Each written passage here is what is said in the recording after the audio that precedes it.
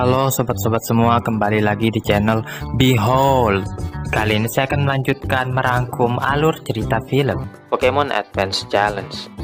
Taman setempat terpaksa ditutup karena Snorlax menghabiskan seluruh stok makanannya. Saat fajar menyingsing, sebuah meteor jatuh ke bumi dan mengirimkan gelombang kejut yang terasa hingga bermil-mil. Pokemon Mystery Club atau PMC yang terdiri dari Ken dan Mary sangat tertarik dengan hal ini. Jadi mereka bergegas ke tempat kejadian untuk memeriksanya. Sesampainya di sana, mereka menyenteri tempat itu dan akhirnya menemukan meteor. Ken dan Mary lalu menghancurkan batu meteor tersebut untuk mendapatkan sampel darinya. Dalam hitungan detik, Pokemon keluar dari dalam batu meteor tadi. Ken dan Mary sangat senang dengan penemuan langka ini. Oleh karenanya, mereka pun mencoba menangkap Pokemon itu. Namun Lunatun melakukan perlawanan dengan mengangkat kendaraan mereka. Ken dan Mary membalas dengan menyetrum Lunatun yang melancarkan hipnosis untuk menghentikan pergerakan mereka berdua, sehingga dia pun segera melarikan diri ke kota terdekat. Satoshi dan kawan-kawan sedang menuju kota berikutnya. Rencananya mereka mau mampir dulu ke Pokemon Center.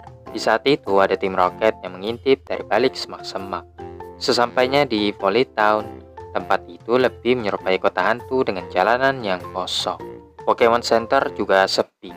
Bahkan Suster Joy yang biasa menyambut mereka juga tidak terlihat.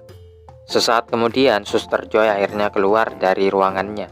Tapi saat diminta untuk merawat para Pokemon, Suster Joy menolak permintaan mereka dan segera mengusir mereka keluar.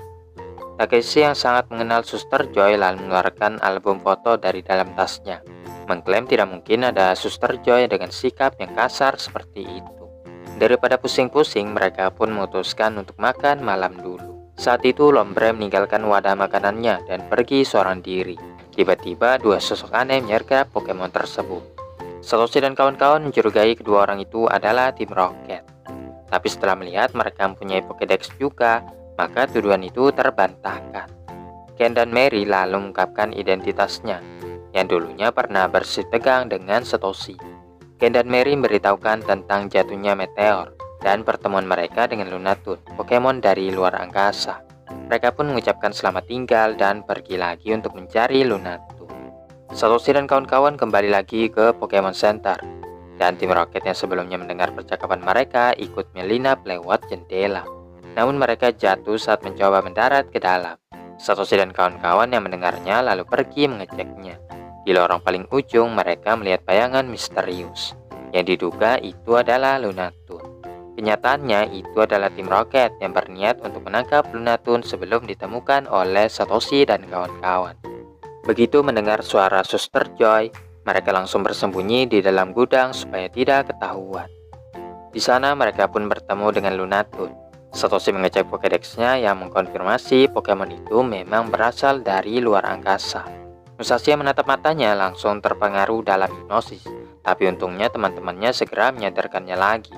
Satoshi dan kawan-kawan kini tahu Pokemon itulah yang menghipnotis Suster Joy. Tak lama kemudian, Suster Joy pun masuk ke dalam gudang. Tim Rocket yang ingin menangkap Lunatun lalu menyuruh Pokemon mereka untuk menyerang. Lunatun menangkis serangan itu dengan psikis, tapi karena kelelahan dia pun langsung ambruk. Seketika Suster Joy pun terlepas dari pengaruh hipnosis dan langsung sadar lagi. Tim Rocket yang menyadari ini adalah kesempatan yang pas untuk menangkap Lunatun, menyuruh Pokemonnya untuk menyerang lagi. Satoshi yang tahu Lunatun tidak akan mungkin bisa bertarung, memerintahkan Pikachu Thunderbolt untuk mengalahkan tim Rocket. Ketika diadakan pemeriksaan, Suster Joy menyatakan kondisi Lunatun sangat lemah dan hanya ada satu cara untuk menyembuhkannya, yaitu mereka harus menjemurnya di bawah sinar bulan. Satoshi dan kawan-kawan akhirnya memutuskan untuk mengantarkan Pokemon yang sakit itu ke puncak gunung. Mereka membawa Lunatun dalam gerobak dan memulai perjalanan melalui celah pegunungan. Pikachu juga ada di dalam sana untuk mengawasi serta memastikan Lunatun dalam keadaan baik-baik saja.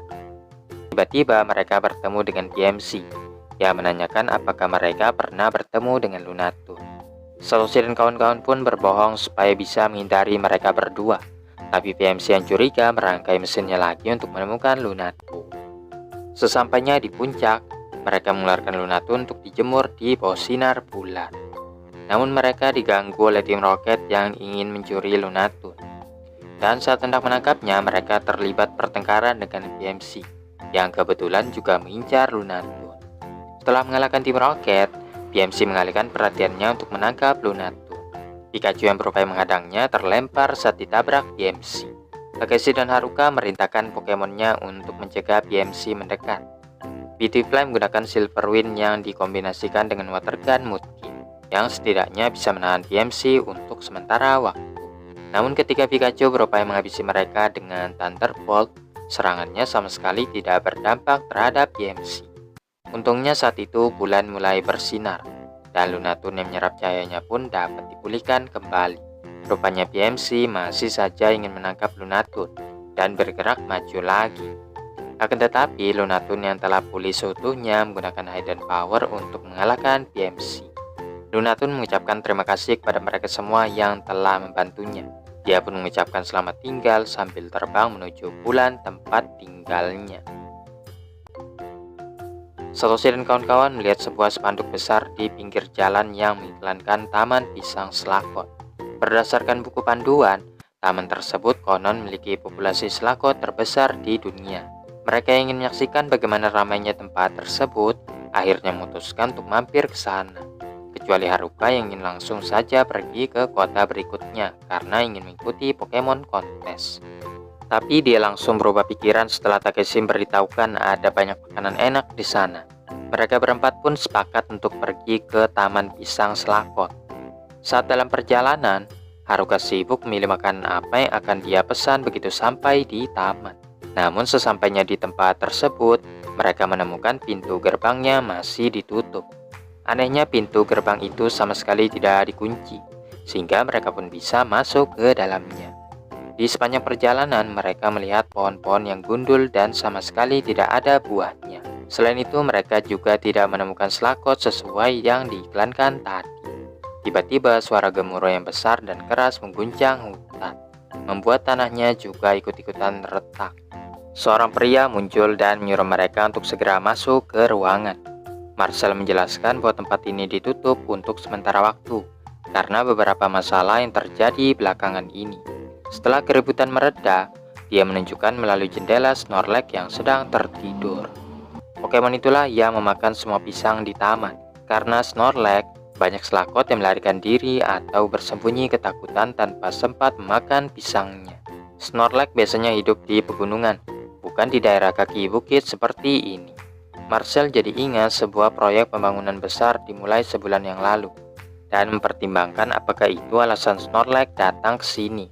Satoshi yang berpengalaman karena dia juga punya Pokemon tersebut mengajak teman-temannya untuk membantu mengurus Snorlax yang merepotkan itu.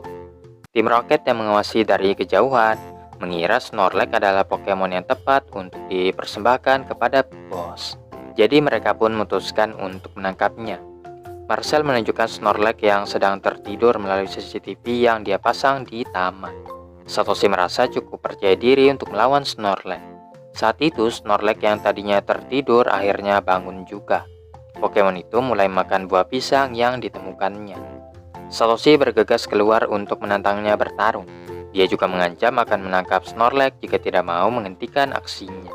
Namun Snorlax sama sekali tidak menghiraukannya, dan malah terus saja mengemil tandan pisang seolah-olah tidak terjadi apa-apa.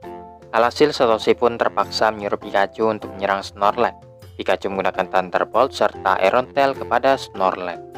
Namun anehnya serangan itu sama sekali tidak berdampak kepadanya. Snorlax akhirnya melakukan perlawanan dengan melancarkan Meow. Takeshi memperingatkan temannya untuk berhati-hati, tapi terlambat karena Satoshi dan Pikachu yang terkena move tersebut langsung tertidur seketika. Saat yang lain mencoba membangunkan Satoshi, gelembung itu juga menghantam mereka. Pada akhirnya mereka semua pun tertidur dengan pulas. Tim Rocket sangat beruntung karena selain menemukan Snorlax, mereka juga bisa menangkap Pikachu yang sedang tertidur.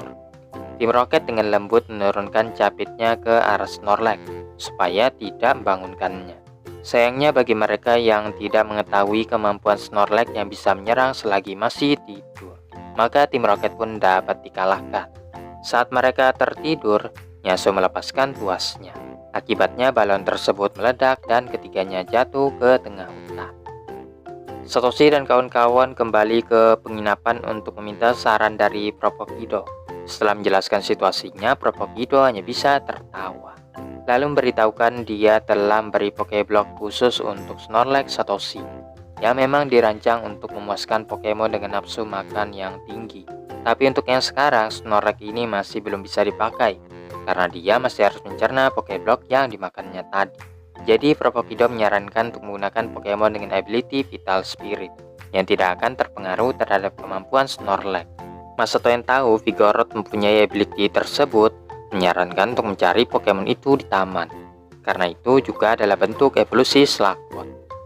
Mengikuti saran tersebut, Marcel mulai memanggil Sluggotnya.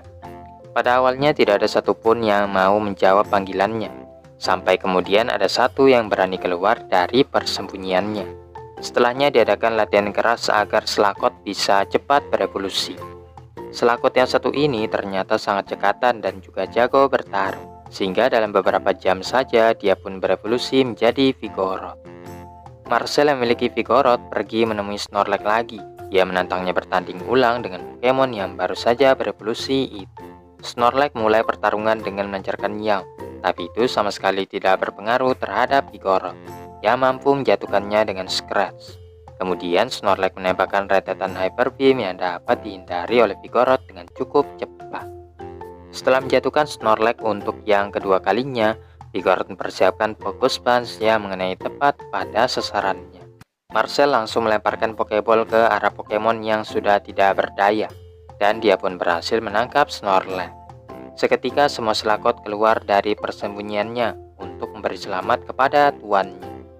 Taman Pisang Sluggot akhirnya dibuka lagi, dengan Vigoroth yang telah ditambahkan ke dalam daftarnya juga. Untuk merayakan hal ini, Marcel membuatkan kue pisang dengan hiasan Sluggot di atasnya. Haruka yang kelaparan memakan semuanya sendirian. Sedangkan untuk Snorlax, dia sekarang bertugas untuk memberi istirahat yang nyaman kepada para pengunjung. Satoshi dan kawan-kawan pun izin pamit untuk melanjutkan perjalanan mereka lagi.